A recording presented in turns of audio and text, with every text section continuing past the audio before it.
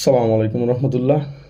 আমার একটা প্রশ্ন সবার কাছে, সেইটা হইল আমরা যারা শেখ মুজিবুর রহমান সম্পর্কে মোটামুটি ইতিহাস থেকে পড়াশোনা করেছি তারা জানি যে শেখ মুজিবুর রহমানের ৭৭ বা ৭১ পূর্ববর্তী সময় এবং ৭৭ বা ৭১ পরবর্তী সময়ে দুই রকম মানুষকে আমরা দেখতে পেয়েছি শেখ মুজিবুর রহমানের মধ্যে।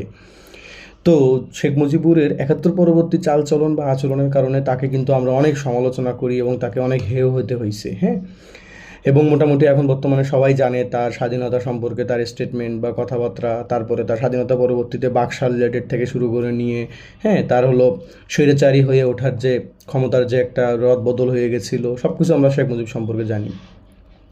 তো শেখ মুজিবুর রহমানের স্বাধীনতা পরবর্তী সময়ে তাকে যেরকম করে আমরা হেয় করি বা সমালোচনা করি, হ্যাঁ, সেই জায়গা থেকে আমরা যদি বিগত সময়ে গোলাম আজমের কথা যদি বলি, গোলাম আজম সাহেবের ভাষা আন্দোলনে তার বেশ ভালো ভূমিকা ছিল, কিন্তু ৭১ সময় কিন্তু সে কিন্তু চিহ্নিত রাজাকার ছিল। হুম।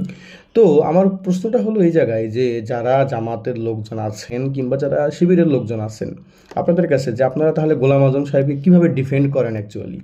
হ্যাঁ, প্রথম প্রশ্ন প্রশ্ন এটা যে কীভাবে আপনারা গোলাম আজমকে ডিফেন্ড করেন এবং গোলাম আজমকে আপনারা কেন ডিফেন্ড করেন?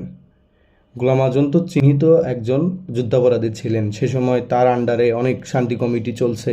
হুম। সে সময় সে বুদ্ধিজীবীদেরকেও মানে চিহ্নিত করে দিয়ে দিয়ে দিয়ে অনেক বুদ্ধিজীবীদের হত্যা করার সাথে তিনি জড়িত ছিলেন। তো এই ব্যক্তিটার কেন সাপোর্টে থাকেন আপনারা? আমরা যারা বর্তমানে সাধারণ জনগণ আছে তারা জামাতকে পছন্দ করি, যে এই জামাতে কোনো যুদ্ধাপরাধী নাই, এই জামাতটা ফ্রেশ জামাত, এই জামাতটার ইচ্ছা ভালো, ইচ্ছা শক্তি ভালো, হ্যাঁ, এই জন্য ভালোবাসি। কিন্তু আপনাদের যাদের মধ্যে আবার মাঝে মাঝে দেখি আমরা যে আপনাদের মধ্যে সেই রকম গোলাম আজমের মতো যুদ্ধাপরাধীর প্রতি আপনাদের অনেক আবেগ, এটা আমাদেরকে অনেক ব্যথিত করে।